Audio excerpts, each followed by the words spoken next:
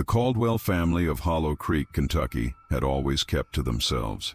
Nestled deep in the Appalachian foothills, their sprawling farmhouse sat at the end of a winding dirt road, almost entirely obscured by ancient oak trees that seemed to stand guard like silent sentinels. Locals rarely ventured there, and those who did spoke in hushed tones about the strange happenings at the Caldwell property. In the summer of 1947, a young journalist named Thomas Reed arrived in Hollow Creek.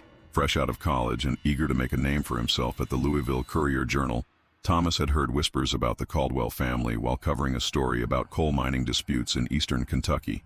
Rumors of a family that hadn't aged in decades, of children who remained children for far too long, of a patriarch who should have been long dead but still tended his fields with the vigor of a man half his age. Most dismissed these tales as backwoods superstition, the kind of folklore that flourished in isolated mountain communities. But Thomas Reed was different. He saw a story, perhaps the story that would launch his career.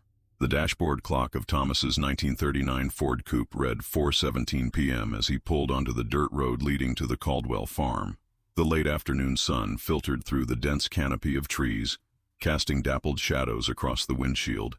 The radio faded to static as he ventured deeper into the hollow, Perry Como's smooth voice eventually disappearing altogether beneath the crackle of interference. Thomas switched off the radio and rolled down his window. The summer heat was oppressive, the air thick with humidity and the scent of honeysuckle.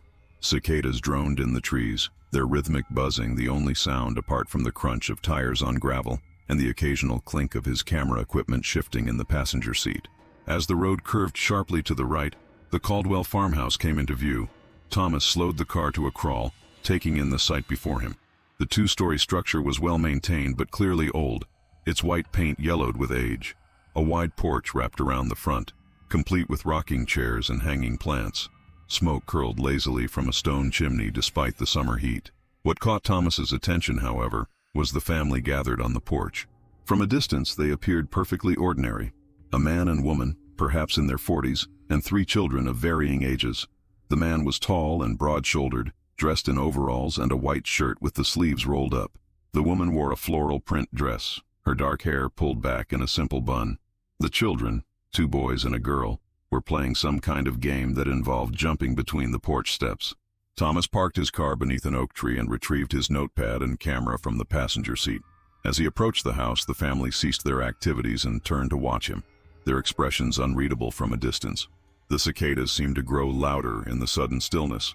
"Afternoon," Thomas called out, raising a hand in greeting as he reached the bottom of the porch steps. "Name's Thomas Reed, from the Louisville Courier-Journal." The man on the porch nodded slowly but didn't speak. Up close, Thomas could see that he was older than he'd initially appeared, perhaps in his late 50s rather than 40s, with deep lines around his eyes and salt and pepper hair. There was something strange about those eyes, Thomas thought. They seemed to hold knowledge far beyond the man's years. "I was hoping I might have a word with you, Mr. Caldwell," Thomas continued, suddenly uncertain. "About your family." "Joseph Caldwell," the man said finally, his voice deep and resonant. "And what exactly is it you want to know about my family, Mr. Reed?" Thomas hesitated. He couldn't very well blurt out that he'd come to investigate rumors of supernatural longevity. "I'm writing a piece on traditional farming families in Kentucky," he lied smoothly. "Folks who've kept to the old ways despite all the changes since the war. I heard the Caldwells have been working this land for generations." Joseph Caldwell's expression remained impassive, but the woman, presumably Mrs. Caldwell, stepped forward. She was beautiful in a timeless way, with high cheekbones and clear, intelligent eyes.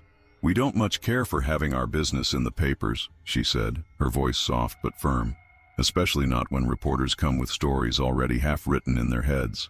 Thomas felt a flush creep up his neck.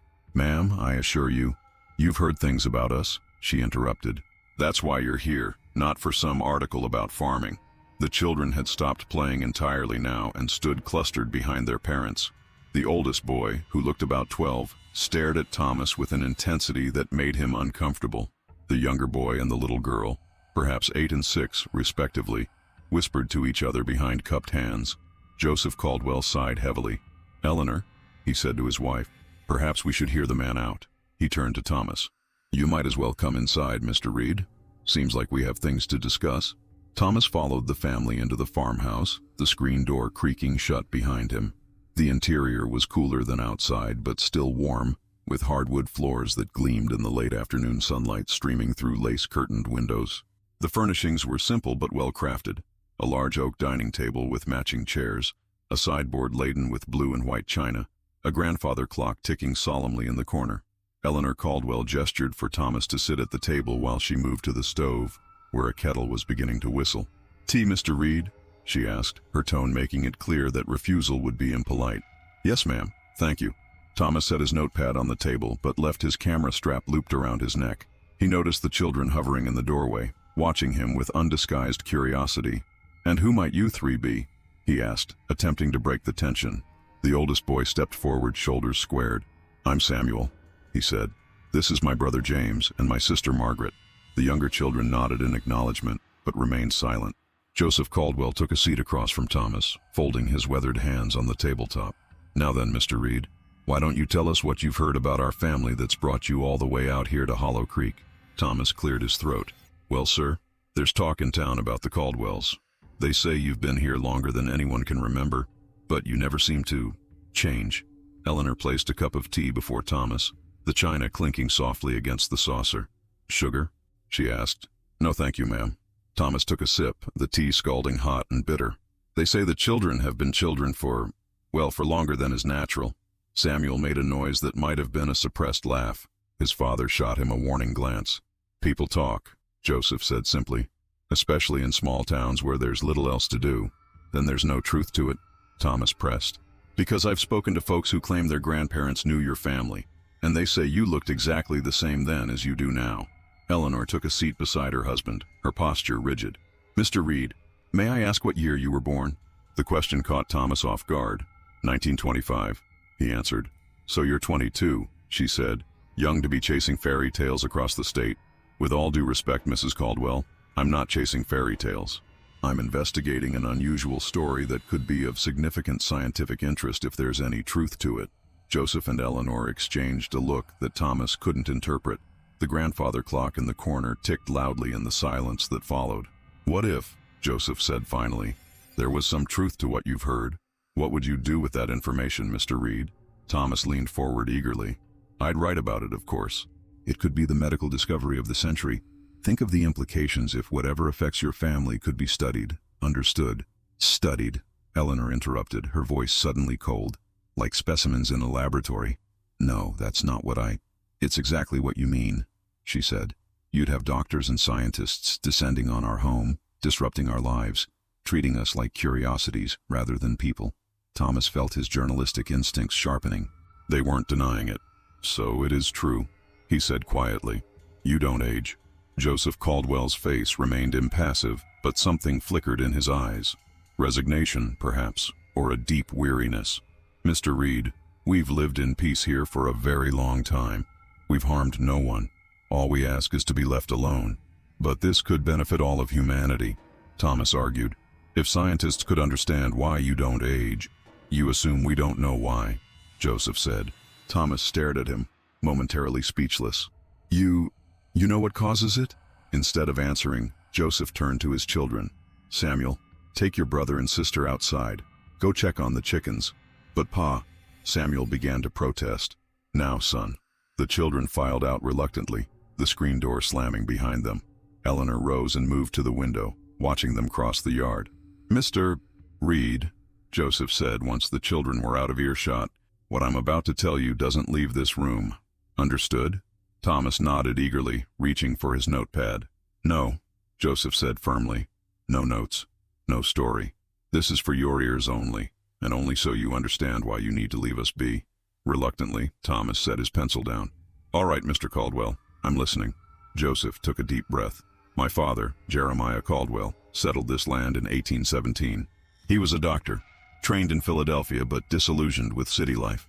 He came here with my mother looking to start fresh to help the mountain folk who had little access to medical care." 1817? Thomas interrupted. "But that would make you—" "I was born in 1842, Joseph said matter-of-factly. "I'm 105 years old, Mr. Reed." Thomas felt a chill despite the summer heat.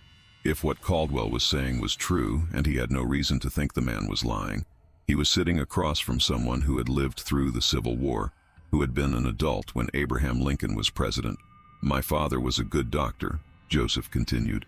But he was also a scientist at heart, always experimenting, always searching for ways to improve human life. He became obsessed with the idea of extending life, of conquering death itself. He paused, his gaze distant. In 1857, he believed he'd found something, a combination of local plants and minerals that, when processed a certain way, created what he called the elixir. Eleanor returned to the table, placing a hand on her husband's shoulder. "Joseph, are you certain about this?" He covered her hand with his own. "He needs to understand, Eleanor. It's the only way." She nodded reluctantly and sat down again. "My father tested the elixir on himself first," Joseph said. "When he showed no ill effects, he gave it to my mother, to me, and to my younger sister, Rebecca. We didn't notice anything unusual at first, but as the years passed, it became clear that something had changed within us. By 1870, when I should have been showing signs of aging, I still looked like a man of 28. My father appeared no older than he had the day he first took the elixir." "And you haven't aged since?" Thomas asked, struggling to accept what he was hearing. "We age," Eleanor corrected, "but very, very slowly. Perhaps 1 year for every 15 or 20 that pass."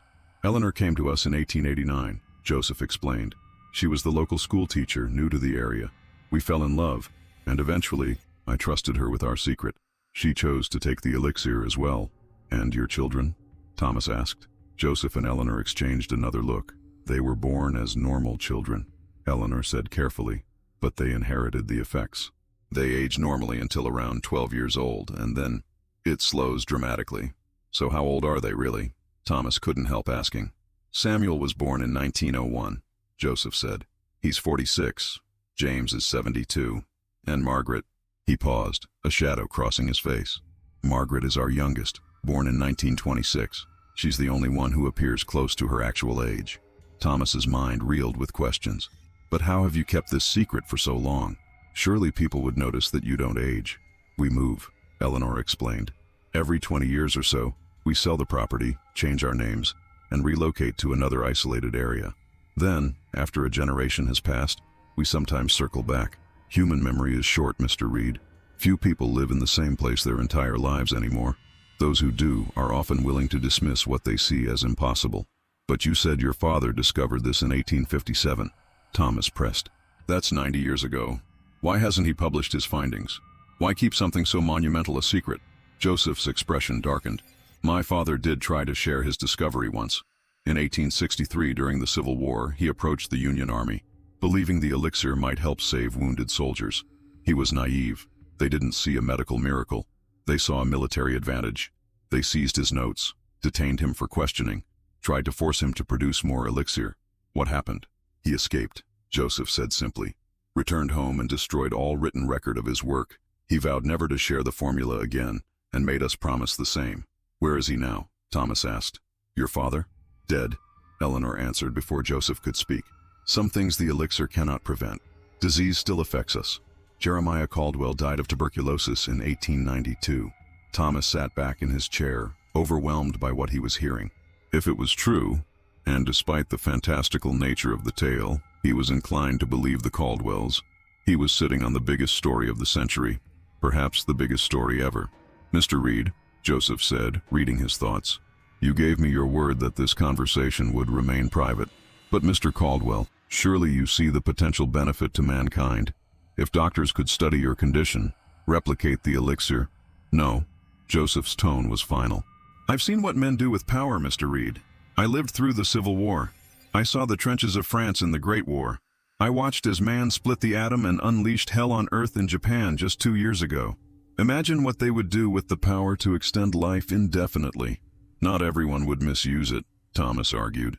"Think of the diseases that could be cured, the suffering that could be prevented. And think of the suffering that could be caused," Eleanor countered. "A world where only the wealthy and powerful live for centuries while the rest age and die as nature intended. A world of increasing inequality, of resources strained beyond capacity by populations that never diminish." Thomas had no immediate response to that. The ethical implications were indeed staggering. "There's more," Joseph said quietly. "The elixir comes with a price. We may not age, but we still feel the passage of time. Do you have any idea what it's like to watch everyone you know grow old and die, generation after generation, to form friendships, knowing they're fleeting from your perspective? To live in constant fear of discovery?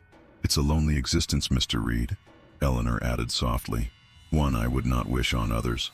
The sound of children's laughter drifted in through the open window. The Caldwell children returning from their chores. Except they weren't children, Thomas reminded himself. Samuel was older than he was. James was old enough to be his grandfather. Only Margaret was truly a child. What happens to them? Thomas asked. Your children. Will they live like this forever, moving from place to place, watching the world change around them while they remain the same? They have each other, Joseph said, though a hint of doubt crept into his voice. And they have us. It's not the life we would have chosen for them, but it's the only one we can give them now. Thomas looked down at his untouched notepad, at the camera hanging around his neck. The story of a lifetime was sitting right in front of him, proof of near immortality, a medical miracle hidden away in the Kentucky hills. His editor would promote him on the spot. His name would be known nationwide, and the Caldwells would be hounded relentlessly for the rest of their unnaturally long lives. Mr. Caldwell, Thomas said slowly, I understand your concerns, but this isn't something I can simply walk away from. The implications are too significant. Joseph's expression hardened. I thought you might say that. He reached into his pocket and withdrew a small, amber-colored vial. Do you know what this is, Mr. Reed? Thomas stared at the vial. The elixir? Joseph nodded. One of the last doses my father ever made. I've kept it all these years, though I've never been tempted to give it to anyone else. He placed the vial on the table between them. Take it. What? Thomas blinked in confusion. Take it, Joseph repeated. If you truly believe the world should have this knowledge, then you should be willing to live with the consequences yourself. Take the elixir. Experience what we've experienced. Then decide if humanity is ready for such a gift. Thomas looked from the vial to Joseph's face, searching for signs of deception. How do I know what's in there? It could be anything. Eleanor sighed. Why would we poison you, Mr. Reed? If we wished you harm, we would never have invited you into our home, told you our story. Then why offer it to me at all? Because you need to understand, Joseph said earnestly. Not just intellectually, but viscerally. Words cannot convey what it means to live as we do. You must experience it yourself. Thomas stared at the vial, its contents catching the late afternoon sunlight. The liquid inside was thick and dark, almost like molasses. The temptation was undeniable. To never age. To potentially live for centuries. What if I take it, he said slowly, and still decide to write the story? Then at least you'll have made an informed decision, Joseph replied, and you'll have to live with the chaos that follows. Not for a normal human lifespan, but potentially for centuries. The screen door creaked open and the Caldwell children filed back into the kitchen. They fell silent when they saw the vial on the table. Pa, Samuel said, his voice sharp with concern. It's all right, son, Joseph assured him. Mr. Reed and I are just having a discussion about choices and consequences. Samuel's gaze shifted to Thomas, his eyes narrowing with suspicion. Despite his youthful appearance, there was something ancient in that gaze, something that had seen far more than a 12-year-old boy should have seen. Thomas picked up the vial, rolling it between his fingers. The glass was warm to the touch, as if the liquid inside generated its own heat. If I take this, he said, how soon would I notice effects? The prevention of aging is gradual, Joseph explained. You wouldn't notice anything immediately, but the other effect is instantaneous. What other effect? Clarity, Eleanor said. A heightened awareness of time's passage. My father-in-law called it the long view, the ability to see beyond the immediate moment, to perceive the broader sweep of history. It sounded almost mystical, but Thomas was too captivated by the possibility to dismiss it. And there are no side effects? No drawbacks besides the emotional toll you mentioned? We can still be killed, Joseph said bluntly. Disease, injury, they affect us as they would anyone else. The elixir preserves youth. It doesn't grant invulnerability. Thomas uncorked the vial, the faint scent of herbs and something metallic reaching his nostrils. He had come to Hollow Creek looking for a story and found something far more profound, a moral quandary disguised as a miracle. If he drank the elixir, he would be binding himself to secrecy more effectively than any promise could. If he refused, he would be walking away from the story of a lifetime. I need to think, he said, recorking the vial and slipping it into his pocket. This isn't a decision to make lightly. Joseph nodded. A wise choice, Mr. Reed. Few in your position would hesitate. You'll stay for supper, Eleanor said. It wasn't a question. It's nearly ready and you've come a long way. Thomas glanced at his watch, surprised to find that it was already past 6 o'clock. The conversation had lasted longer than he'd realized. "Thank you, Mrs. Caldwell. That's very kind." The meal that followed was surreal in its normalcy. Eleanor served fried chicken, mashed potatoes, green beans, and cornbread, a typical Kentucky supper. The children, despite their actual ages, behaved like the children they appeared to be, bickering over the last piece of chicken and asking to be excused to play before dark. Joseph spoke of the farm, of the tobacco crop and the price of feed, as if he were any other farmer rather than a century-old man who had witnessed the transformation of America from an agricultural society to an industrial superpower. As twilight deepened outside the windows, Thomas found himself relaxing despite the weight of the vial in his pocket. There was something peaceful about the Caldwell home, something that transcended the incredible secret it contained. After dinner, Joseph invited Thomas onto the porch for a smoke. The night air was cooler now, a welcome relief from the day's heat. Fireflies blinked in the yard, and somewhere in the distance, a whippoorwill called. "My father planted those oak trees," Joseph said, gesturing with his pipe toward the massive trees that lined the drive. "They were saplings when I was a boy. Now look at them." Thomas tried to imagine watching trees grow from saplings to giants, living long enough to see forests mature and landscapes transform. "It must be strange," he said, "watching the world change while you remain the same." Joseph chuckled softly. "Oh, we change, Mr. Reed. Not physically perhaps, but in here." He tapped his temple with the stem of his pipe. "The mind continues to grow, to adapt. You either evolve with the times or you become a relic, regardless of how young you look." "And the children? How do they cope with not being children?" Joseph's expression grew somber. "That's the hardest part. Samuel and James have lived through it before, the transition from being treated as children to accepting their adult minds. Margaret is just beginning to understand what makes her different. It's not easy for any of them." "Have there been others?" Thomas asked. "Other families like yours, I mean." Joseph took a long draw on his pipe before answering. "My father believed he wasn't the first to discover the principle behind the elixir. He found references in ancient texts, Egyptian, Chinese, even Native American, to substances that prolonged youth. Whether any succeeded as his did, I cannot say." They smoked in silence for a while, watching the stars emerge in the darkening sky. Thomas felt the vial in his pocket, a small but significant weight. "You don't have to decide tonight," Joseph said eventually. "Take the elixir with you when you go. Think on it. But remember, once taken, it cannot be undone." Thomas nodded, though in truth, his decision was already forming. The story that had brought him to Hollow Creek was indeed extraordinary, perhaps the most important discovery in medical history. But the Caldwells' fears were not unfounded. In a world still reeling from the devastation of World War II, still grappling with the terrible power of atomic weapons, could humanity be trusted with the power to extend life indefinitely? "I should be going," Thomas said, rising from his chair. "It's a long drive back to Louisville." Joseph stood as well, extending his hand. "Whatever you decide, Mr. Reed, I hope you'll remember that we're not just a story. We're people, trying to live our lives as best we can under unusual circumstances." Thomas shook the offered hand, struck by the strength in Joseph's grip. "I understand, Mr. Caldwell, more than you might think." Eleanor appeared in the doorway. "Leaving so soon? It's getting dark. You're welcome to stay the night." "Thank you, but I should get back," Thomas replied.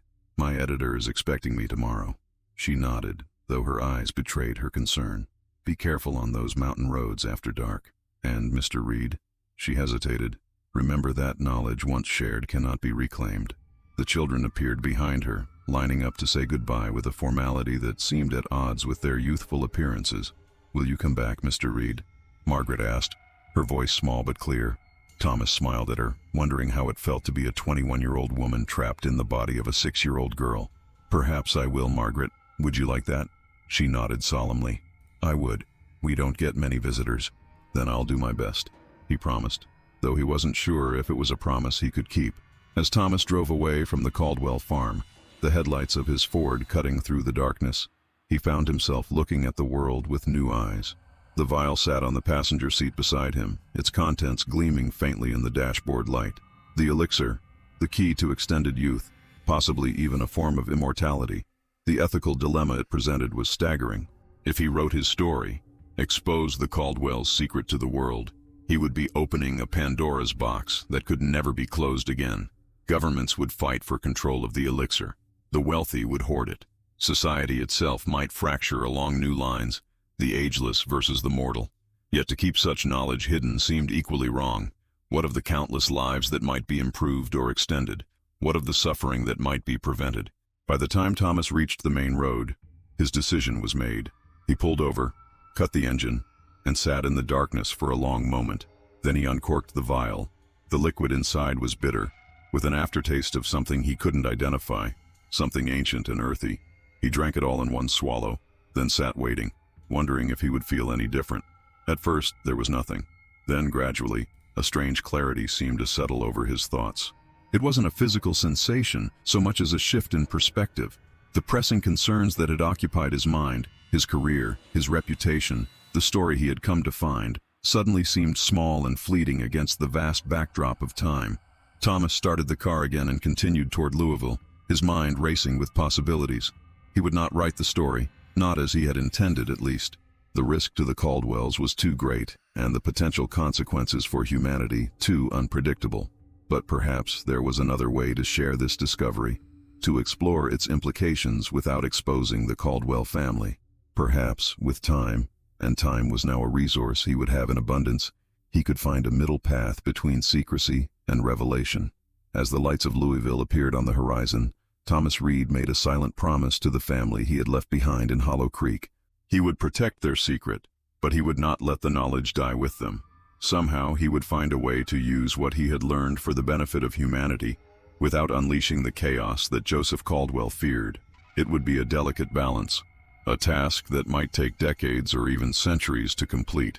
But then, for the first time in his life, Thomas Reed had all the time in the world. 3 months later, on a crisp autumn morning, Dr. Martin Hargrove of the University of Kentucky Medical School received a peculiar package. Inside was a journal filled with notes on theoretical life extension, cellular regeneration, and aging prevention, all presented as hypothetical rather than proven science. There was no return address, only a note that read, "For when humanity is ready, not yet, but someday." Dr. Hargrove scanned the journal with initial skepticism that quickly gave way to fascination. The theories presented were revolutionary, decades ahead of current medical understanding, yet they were incomplete, tantalizingly close to a breakthrough, but missing key components that would make practical application possible. He spent weeks studying the journal, eventually bringing it to the attention of colleagues. Soon, a small team had formed to investigate the theories, publishing papers that would lay the groundwork for entirely new fields of medical research. None of them ever discovered the journal's source, though some noted the Louisville postmark, nor did they connect it to the young journalist Thomas Reed, who had abruptly resigned from the Courier-Journal that same autumn, citing a desire to explore broader horizons. Reed himself had vanished from Kentucky, leaving no forwarding address. Rumors suggested he had moved west, perhaps to California or Oregon. A few people claimed to have seen him years later, looking remarkably youthful for his age, but such sightings were dismissed as cases of mistaken identity. In Hollow Creek, the Caldwell family continued their quiet existence, tending their farm and keeping to themselves. Occasionally, a package would arrive from distant cities, books for the children, seeds for Joseph's garden, fabric for Eleanor's sewing. There was never a letter enclosed, never a return address. But they knew who sent them. And sometimes, on still summer nights when the fireflies danced in the yard and the whippoorwill called from the trees, Joseph Caldwell would sit on his porch and raise his pipe in silent salute to the journalist who had kept his word. The years passed. Decades turned to generations. The world changed around the Caldwell farm, but the family remained constant, moving occasionally as suspicions arose, always returning when memories had faded. Medical science advanced, spurred in part by the mysterious journal that had appeared in 1947. By the early 21st century, researchers had extended human lifespan significantly, though true agelessness remained elusive. The key components missing from the journal's formulas continued to baffle the scientific community. And in a small coastal town in Oregon, a man who appeared to be in his early 30s operated an antiquarian bookshop. He lived simply but comfortably, his shelves filled with first editions and historical texts spanning centuries. Locals knew him as a reclusive scholar with an uncanny knowledge of history, someone who spoke about past events as if he had witnessed them personally. Few noticed that he never seemed to age, that decade after decade, his face remained unmarked by time. Those who did notice eventually died or moved away, their observations dismissed as impossible. The bookseller kept meticulous journals, recording the sweep of history as he witnessed it. and every few years, he would distill his observations into anonymous papers submitted to medical and scientific journals around the world. Papers that nudged humanity closer to understanding aging without quite revealing the final secret. It was a delicate balance, this dance between revelation and concealment. But Thomas Reed had learned patience from the Caldwells. He could wait until humanity was ready for the gift and burden of extended life, and in the meantime, he watched and wrote and remembered the family in Hollow Creek who had trusted a young journalist with the secret of the ages. The mystery of the Caldwell family and their apparent agelessness persisted as local folklore in eastern Kentucky. Occasionally, ambitious reporters or curious scientists would venture into Hollow Creek, seeking the family that time forgot. But they found only abandoned farmhouses and suspicious locals who claimed no knowledge of any Caldwells. The truth remained hidden in plain sight, preserved in the memories of those who had drunk from the amber vial and in the pages of journals scattered across the country.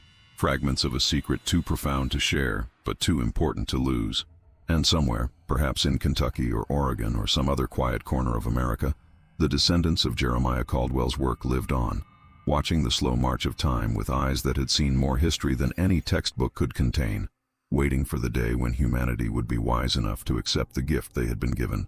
In the archives of the Kentucky Historical Society, a photograph from 1947 shows a farmhouse surrounded by oak trees with a family of 5 standing on the porch. Their faces are partially obscured by shadow, their identities lost to time. But if one looks closely at the corner of the image, a 6th figure can be seen, a young man with a camera around his neck, his expression caught between wonder and resolve. The caption reads simply, "Unidentified Family, Hollow Creek, Kentucky, 1947. Photographer unknown." Some secrets, it seems, are destined to remain just beyond the reach of history, whispered about but never fully revealed, influencing the future in ways that even those who keep them cannot fully comprehend. And perhaps that is as it should be. In the summer of 1967, a young scientist named Dr. Elizabeth Chen discovered a curious pattern in the medical literature of the previous 20 years. Anonymous papers, submitted from various locations across the country, all advancing similar theories about cellular regeneration and telomere preservation. The writing styles varied, but the underlying concepts connected like pieces of a puzzle with critical pieces still missing. Intrigued, Dr. Chen began tracking the papers, creating a map of submission locations and publication dates. The pattern suggested a single author moving systematically around the country, releasing information in carefully measured doses. Her investigation led her to a small town in Kentucky, where locals still told stories about the Caldwell family, the family that never aged. Most dismissed these tales as superstition, but Dr. Chen, with her scientific mind, saw the potential connection to the anonymous papers. After weeks of research, she located what she believed to be the original Caldwell property, now abandoned and overgrown, the farmhouse collapsing under decades of neglect. In the ruins of what had once been a doctor's office, beneath rotting floorboards, she found a metal box containing fragmented notes in faded ink. The handwriting matched none of the anonymous papers she had studied, but the concepts were undeniably related. The notes were signed J. Caldwell, M.D., and dated 1857.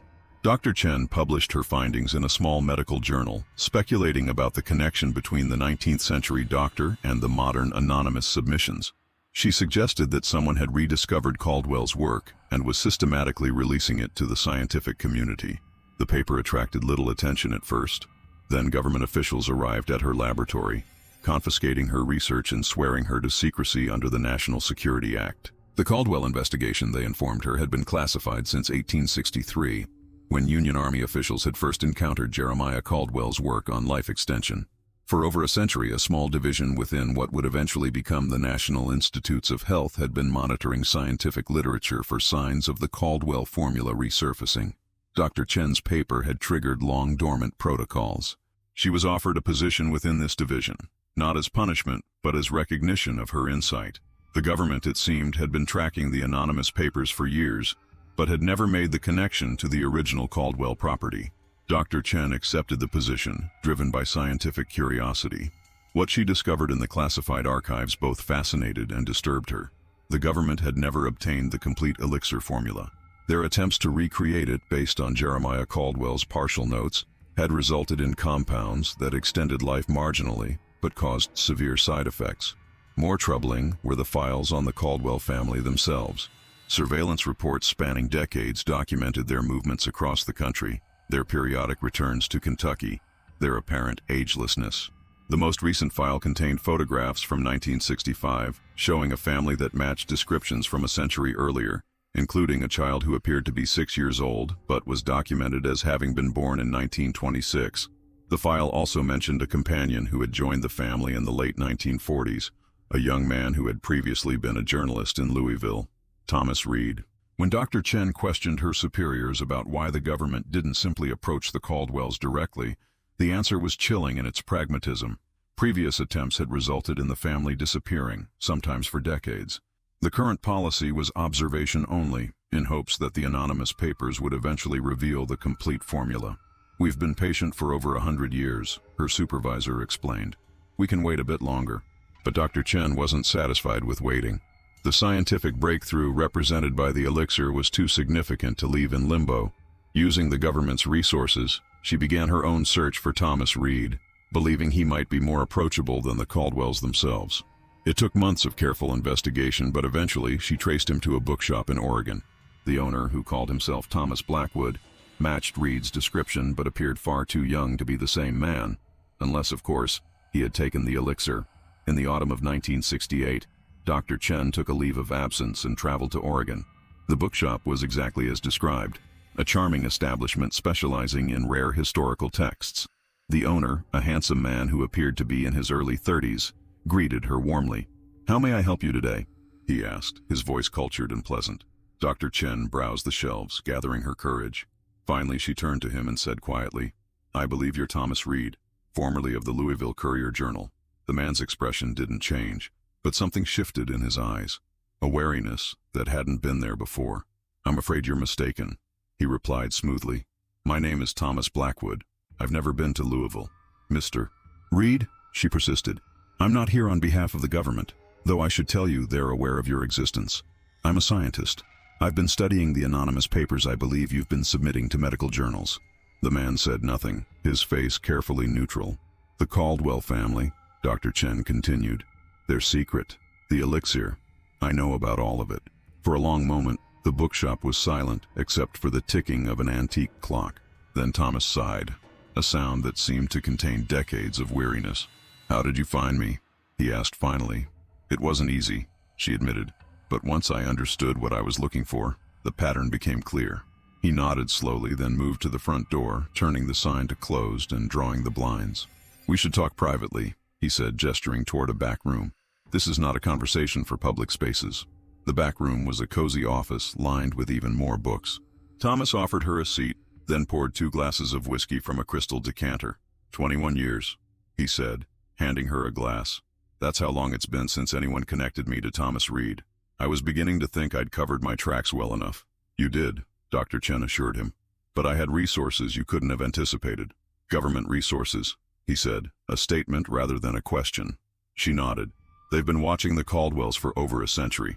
They've collected every anonymous paper you've published, but they've never made the connection between the two." Thomas took a long sip of his whiskey. "Until now. They still haven't," she clarified. "That was my discovery alone, though I've had to share some of it with them." "And what do they intend to do with this information?" "Nothing, for now. Their policy is observation only. They've learned from past mistakes." Thomas studied her face, his expression guarded. "And what do you intend to do, Dr. Chen?" "Elizabeth Chen." She set her glass down untouched. "I want to understand. The papers you've been publishing, they're breadcrumbs, aren't they? Pieces of the puzzle, released slowly over time." He smiled faintly. "You're very perceptive, Dr. Chen. But why? If you have the complete formula, why not share it all at once? Think of the lives that could be saved, the suffering that could be prevented." Thomas leaned back in his chair, suddenly looking much older than his apparent age. "Joseph Caldwell asked me the same question in reverse, when I wanted to publish the story immediately. Think of the chaos that could be caused," he said. He shook his head. "We were both right, in our ways." "So this is your compromise?" she asked. "Releasing the knowledge piece by piece? Over decades? Over centuries, if necessary?" He corrected. "The breadcrumbs, as you call them, are carefully designed. Each advances scientific understanding incrementally without making the final leap to the elixir itself. That leap won't come until humanity is ready for it." And who are you to decide when humanity is ready? Dr. Chen challenged. Thomas laughed softly. I ask myself that question every day. I don't have a satisfactory answer yet. But consider the alternative. The elixir in the hands of governments, corporations, the wealthy elite. A world divided between the ageless and the mortal. Would that be better? Dr. Chen had no immediate response. The ethical questions surrounding life extension were indeed complex, far beyond the simple scientific pursuit of knowledge. The Caldwells, she said finally. Are they still alive? Yes, though not in Kentucky anymore. Thomas smiled at some private memory. Margaret is quite grown up now, though she still looks like a child. It's hardest for her, I think. Have you maintained contact with them? He nodded. We're careful, but yes. We've become something of an extended family over the years. And the elixir itself? Is it still being produced? Thomas's expression closed off slightly. Dr. Chen, you seem like a sincere person, but I've already said more than I should have. The location of the Caldwells, the current status of the elixir, these are not things I'm willing to discuss. She understood his caution but pressed on. What if we could work together?